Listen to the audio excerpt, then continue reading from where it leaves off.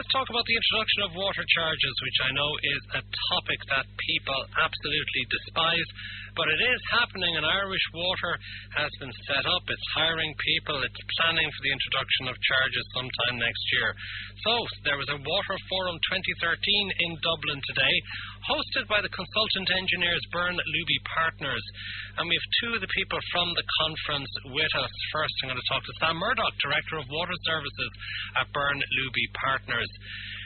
Do we really need the introduction of Irish Water? Are we not fine the way we are managing our water services, the local councils and various others?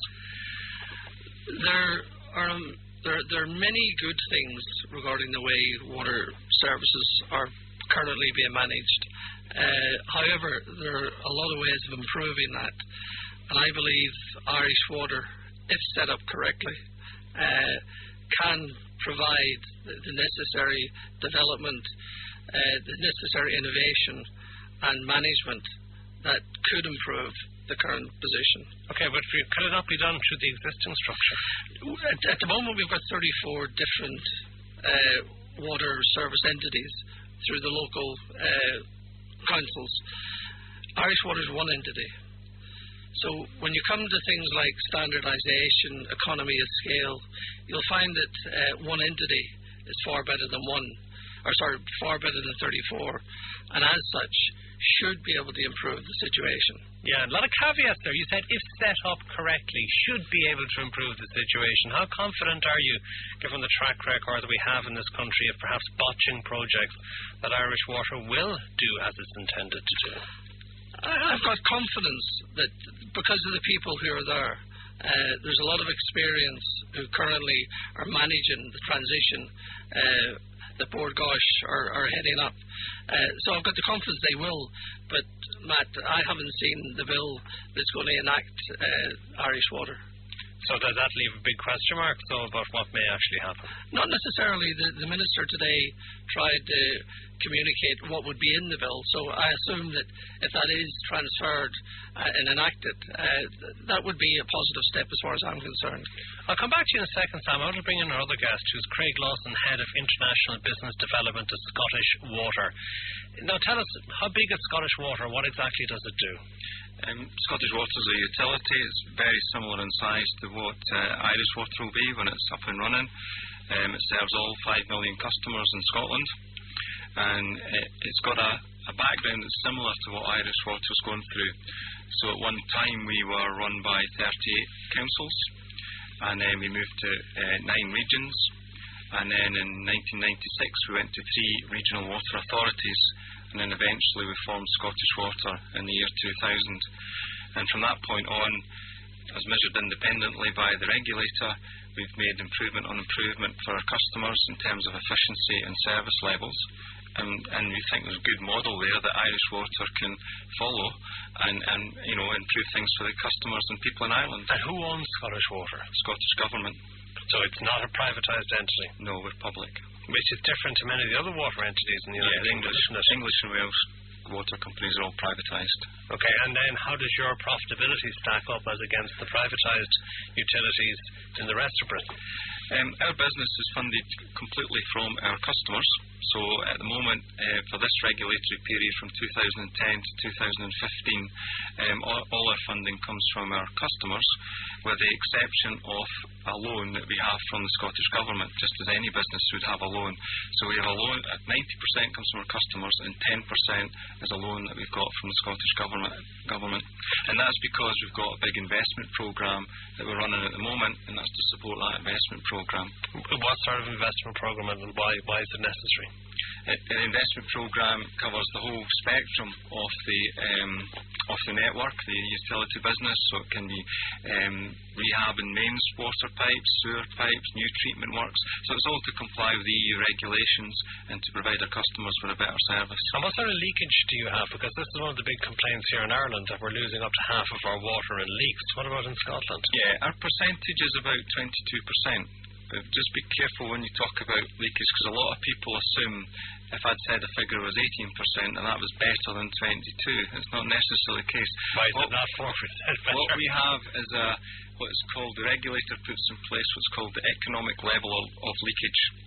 We started off at a point where we had 40-odd% leakage, okay? Maybe probably weren't even measuring it properly as we do now, and we brought it down to 22. But there comes a point where the amount of effort and money you're spending on the network, putting in new mains, or looking for the leaks or doing find and fix is more than it costs you to actually just leave it leaking. So the figure we've got is what's regarded as the optimum in the balance for Scotland. Now, it could be in Ireland that's a different figure. It could be in Thames Water it's a different figure because the source of your water, whether it's gravity fed, etc., etc. Okay. What's the recycling like? And how much water do you recycle in Scotland? Do you mean by wastewater? Wastewater, yes. We don't recycle any wastewater for reuse in the... What do you do? Do you recycle any of it in any way? All our wastewater goes through wastewater treatment works and it's treated to EU standards and then back into the rivers and water courses and back through that way. Because one of the suggestions Sam Murdock will happen in Ireland in relation to recycling, which I think we do very little of at present. No. I think the point Craig made is consistent for most of the UK and Europe. I raised the point about looking strategically long term in terms of wastewater recycling through further treatment. The entity of Irish Water gives us a great opportunity to plan long-term strategies. These strategies need to look outside the box in the sense that at the moment water is plentiful, notwithstanding leakage, etc. But come 50, 60 years' time when our population will be immensely increased, we'll be under pressure also from climate change circumstances.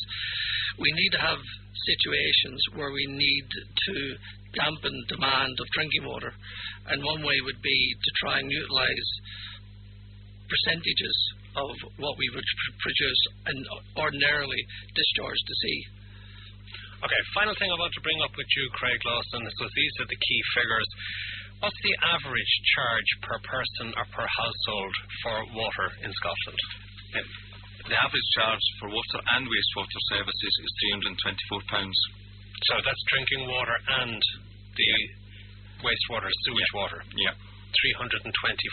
And how has that gone over the years? Has it come down at any stage or has it consistently gone up? For the last 4 years, our prices have not gone up at all because we've been running an efficiency programme in the business to try and transform the business in terms of its efficiency. So, sorry, is that £324 per household or per person? That's per household. And do you make any allowances on the basis of how many people would be in the household? No, in Scotland we just, there's 7 bands, and depending on the size of the rateable value of your property and what band it's in, that's the figure you pay. Oh, so you don't meter the consumption, do you? No, we have very our industrial and commercial customers are metered. There's a very, very small number of domestic customers who chose to have a meter. The vast majority don't have a meter. And what would your recommendation for Ireland be? Because there is talk of meters being introduced here in Ireland.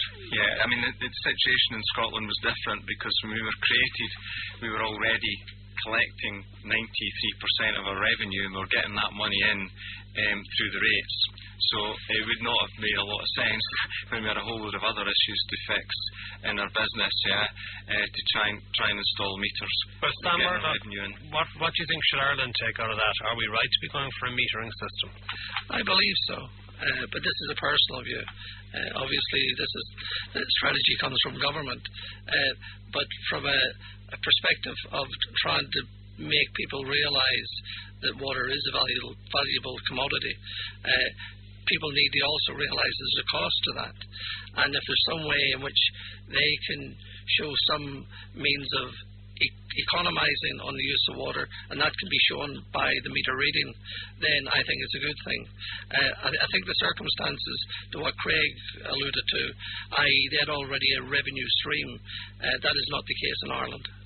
All right, we're going to have to leave it there. Thank you very much. Sam Murdock, Director of Water Services at the consultant engineers Byrne Looby Partners, and Craig Lawson, Head of International Business Development at Scottish Water.